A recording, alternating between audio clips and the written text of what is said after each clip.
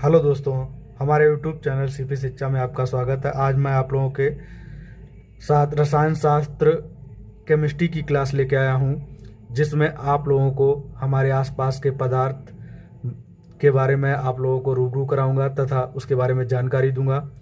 तो मैं आज आपको रसायन शास्त्र के बारे में बताता हूं, ये कहाँ से लिया गया है या इसको मतलब ये क्या है।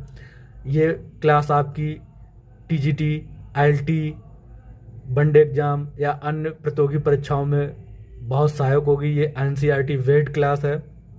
चलिए चलते हैं, हम आपको सबसे पहले रसायन शास्त्र के बारे में बताते हैं कि रसायन शास्त्र क्या है।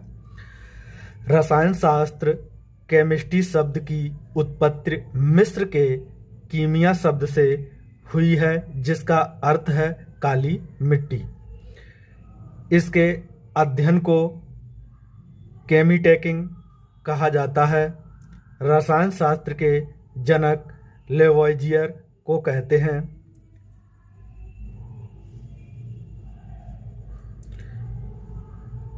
(1774) में जोसेफ प्रिस्टले ने ऑक्सीजन का आविष्कार किया।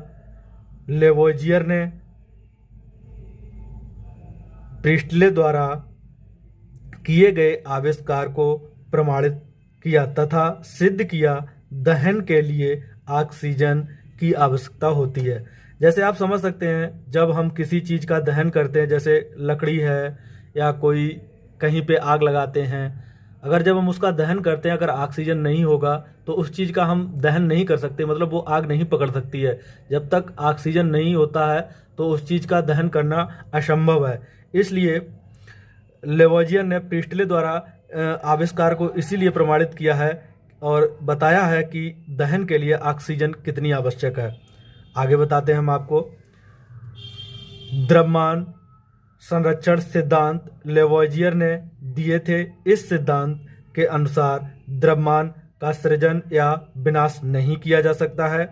जैसे ऊर्जा संरक्षण का नियम होता है, ना ही हम ऊर्जा नष्ट कर सकते हैं, ना ही हम ऊर्जा उत्पत्ति कर सकते हैं, ऊर्जा को एक दूसरे में रूपांतरित कर सकते हैं। वैसे ही जो द्रव्यमान संरक्षण सिद्धांत है उसमें लेवोइजियर जी बताते हैं कि इस सिद्धांत के अनुसार द्रव्यमान का सृजन या विनाश नहीं किया जा सकता है। आगे चलते हैं। अभिकारकों का कुल द्रव्यमान इसमें प्रतिफलों के कुल द्रव्यमान के बराबर होता है। आगे आते हैं। भारत के रसायन विज्ञान के पिता डॉक्टर प्रफुल्ल राय को कहा जाता है, जिन्हें हम शॉर्टकट में डॉक्टर PR भी कहते हैं। इन्हें नाइट्रेट मैन ऑफ इंडिया भी कहा जाता है। चलिए आगे आपको बताते हैं। रसायन शास्त्र विभिन्न पदार्थों के पारस्परिक संबंध तथा उनके क्रियाविधि का अध्ययन है। पदार्थ द्रव्य, जिसको इंग्लिश में मैटर बोलते हैं, संसार के वे पदार्थ जो स्थान घेरते हैं तथा जिसमें भार होता है उन्हें पदार्थ कहते हैं। किंतु प्रकाश पदार्थ नहीं है, क्योंकि इसमें भार नहीं होता है। पदार्थ को निम्न प्रकृति होती है। द्रव्य कणों के मध्य एक आकर्षण बल कार्य करता है जो उन्हें एक दूसरे के साथ बांधे रखता है। द्रव्यमान का निर्माण अत्यंत सूक्ष्म कणों से होता है। आगे आते हैं। सबसे पहले आता है ठोस, जिसको इंग्लिश में कहते हैं सॉलिड। ठोस वे पदार्थ हैं जिनका आकार तथा आयतन दोनों निश्चित रहता है। मतलब जो ठोस होगा उसका आकार और आयतन दोनों निश्चित होता है। सबसे पहले आते हैं, इसमें अंतराण्विक बल मजबूत होते हैं तथा अंतराण्विक गति कम होता है, जैसे लोहा, पत्थर, लकड़ी आदि।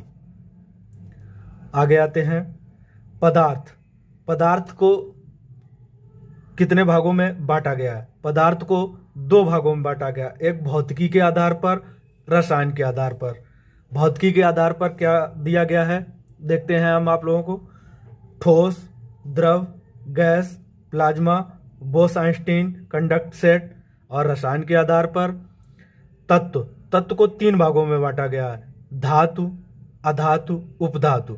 उसके बाद आता है, इसको इंग्लिश में तत्व को बोलते हैं एलिमेंट।